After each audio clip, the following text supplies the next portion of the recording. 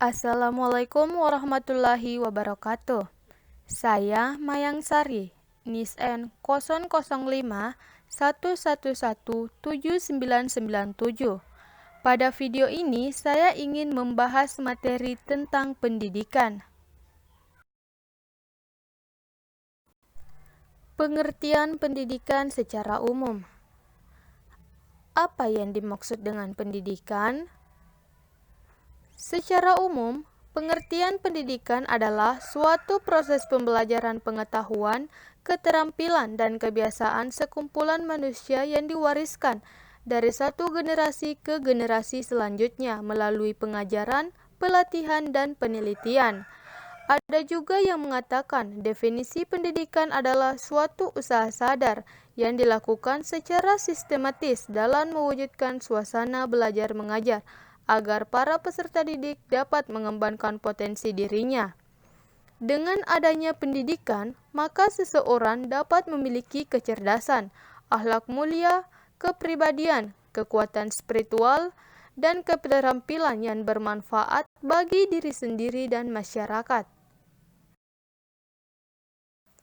Dalam bahasa Inggris, kata pendidikan disebut dengan education, di mana secara etimologis kata tersebut berasal dari bahasa Latin, yaitu eductum. Kata eductum terdiri dari dua kata, yaitu yang artinya perkembangan dari dalam keluar, dan duce yang artinya sedang berkembang. Sehingga secara etimologis, arti pendidikan adalah proses mengembangkan kemampuan diri sendiri dan kekuatan individu. Jadi, secara singkat pengertian pendidikan adalah suatu proses pembelajaran kepada peserta didik agar memiliki pemahaman terhadap sesuatu dan membuatnya menjadi seorang manusia yang kritis dalam berpikir. Pengertian pendidikan menurut para ahli. Agar lebih memahami apa arti pendidikan, kita dapat merujuk pada pendapat beberapa ahli berikut ini. Yang pertama, Ki Hajar Dewantara. Menurut Ki Hajar Dewantara, pengertian pendidikan adalah proses menuntun segala kekuatan kodrat yang ada pada anak-anak peserta didik, agar mereka sebagai manusia dan sebagai anggota masyarakat dapat mencapai keselamatan dan kebahagiaan setinggi-tingginya. Yang kedua, Martinus Jan Langeveld. Menurut Martinus Jan Langeveld, pengertian pendidikan adalah upaya menolong anak untuk dapat melakukan tugas hidupnya secara mandiri supaya dapat bertanggung jawab secara susila. Pendidikan merupakan usaha menuju dewasa dalam membimbing manusia yang belum dewasa menuju kedewasaan. Yang ketiga, Ahmad D. Marimba. Menurut Ahmad D. Marimba, pengertian pendidikan adalah bimbingan atau bimbingan secara sadar oleh pendidik terdapat perkembangan jasmani dan rohani, terdidik menuju terbentuknya kepribadian yang utama. Yang keempat, Stella van Patten Henderson. Menurut Stella van Patten Henderson, arti pendidikan adalah kombinasi pertumbuhan, perkembangan diri, dan warisan sosial. Yang kelima, Charter Vigot. Menurut Charter Vigot, pengertian pendidikan adalah proses perkembangan kecakapan individu dalam sikap dan perilaku bermasyarakat. Proses sosial di mana seseorang dipengaruhi oleh suatu lingkungan yang terorganisir, seperti rumah atau sekolah, sehingga dapat mencapai perkembangan diri dan kecakapan sosial. Yang keenam, Undang-Undang Republik Indonesia. Menurut Undang-Undang Nomor 20 Tahun 2003, pengertian pendidikan adalah usaha sadar dan terencana untuk mewujudkan suasana belajar dan proses pembelajaran, agar peserta didik secara aktif mengembangkan potensi dirinya untuk memiliki kekuatan spiritual keagamaan, pengendalian diri, kepribadian, kecerdasan, akhlak mulia, serta keterampilan yang diperlukan dirinya, masyarakat, bangsa, dan negara. Tujuan pendidikan. Secara umum, Tujuan pendidikan adalah untuk mencerdaskan dan mengembangkan potensi di dalam diri para peserta didik. Dengan pertumbuhan kecerdasan dan potensi diri, maka setiap anak bisa memiliki ilmu pengetahuan, kreativitas, sehat jasmani dan rohani, kepribadian yang baik, mandiri, dan menjadi anggota masyarakat yang bertanggung jawab. Tujuan pendidikan juga disebutkan di dalam Undang-Undang Republik Indonesia. Di antaranya, yang pertama, Undang-Undang Nomor 2 Tahun 1985. Tujuan pendidikan menurut Undang-Undang Nomor 2 Tahun 1985 adalah untuk mencerdaskan kehidupan bangsa dan mengembangkan manusia yang seutuhnya, yaitu bertakwa kepada Tuhan Yang Maha Esa, memiliki pengetahuan, sehat jasmani dan rohani, memiliki budi pekerti luhur, mandiri, kepribadian yang mantap, dan bertanggung jawab terhadap bangsa. Yang kedua, Undang-Undang Nomor 20 Tahun 2003.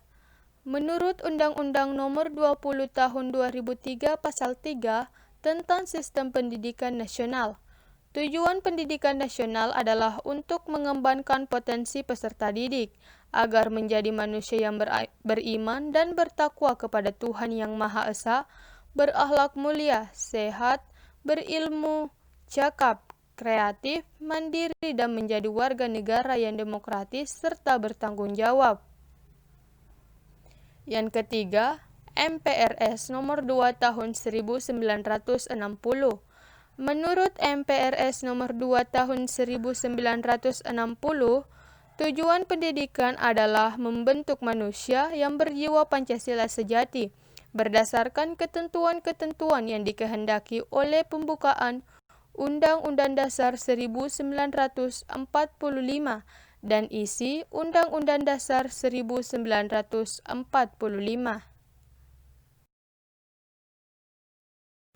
Fungsi pendidikan. Secara umum, fungsi pendidikan adalah untuk mengembangkan kemampuan, membentuk watak, kepribadian agar peserta didik menjadi pribadi yang bermartabat. Menurut Horton dan Hun, lembaga pendidikan dan kaitannya dengan fungsi pendidikan adalah sebagai berikut. Mempersiapkan setiap anggota masyarakat agar dapat mencari nafkah sendiri, membangun mengembangkan minat dan bakat seseorang demi kepuasan pribadi dan kepentingan masyarakat umum, membantu melestarikan kebudayaan yang ada di masyarakat, dan menanamkan keterampilan yang dibutuhkan dalam keikutsertaan dalam demokrasi. Sedangkan menurut David Popenoe, fungsi pendidikan adalah untuk mentransfer atau pemindahan kebudayaan dari satu generasi ke generasi berikutnya, memilih dan mendidik manusia tentang peranan sosial, memastikan terjadinya integrasi sosial di masyarakat. Lembaga pendidikan mengajarkan corak kepribadian dan menjadi sumber-sumber inovasi sosial di masyarakat. Jenis-jenis pendidikan. Mengacu pada pengertian pendidikan di atas, terdapat 3 jenis pendidikan yang ada di Indonesia, yaitu pendidikan formal, pendidikan non-formal, dan pendidikan informal. Yang pertama, pendidikan formal. Pendidikan formal adalah jenis pendidikan yang terstruktur dan memiliki jenjang mulai dari pendidikan anak usia dini PAUD, pendidikan dasar SD, pendidikan menengah SMP, pendidikan atas SMA, dan pendidikan tinggi universitas. Berikut ini adalah satuan pendidikan penyelenggara pendidikan formal. Taman Kanak-kanak TK Raudatul Atfal RA, Sekolah Dasar SD, Madrasah Ibtidaiyah MI, Sekolah Menengah Pertama SMP, Madrasah Tsanawiyah MTS, Sekolah Menengah Atas SMA, Madrasah Aliyah MA, Sekolah Menengah Kejuruan SMK, Madrasah Aliyah Kejuruan MAK, Perguruan Tinggi, Akademi, Politeknik, Sekolah Tinggi, Institut, dan Universitas. Yang kedua, pendidikan non-formal. Pendidikan nonformal adalah jalur pendidikan di luar pendidikan formal yang bisa dilaksanakan secara berjenjang dan terstruktur. Jenis pendidikan ini bisa disetarakan dengan hasil program pendidikan formal yang melalui proses penilaian dari pihak yang berwenang. Berikut ini adalah satuan pendidikan penyelenggara pendidikan nonformal. Kelompok bermain, KB, Taman Penitipan Anak, TPA, Lembaga Kursus, Sanggar, Lembaga Pelatihan, Kelompok Belajar, Pusat Kegiatan Belajar Masyarakat, dan Majelis Taklim. Yang ketiga, pendidikan informal. Pendidikan informal adalah jenis pendidikan yang berasal dari keluarga dan lingkungan di mana peserta didiknya dapat belajar secara mandiri.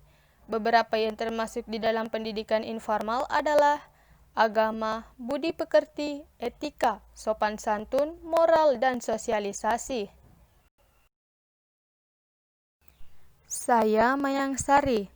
Sekian dan terima kasih. Wassalamualaikum warahmatullahi wabarakatuh.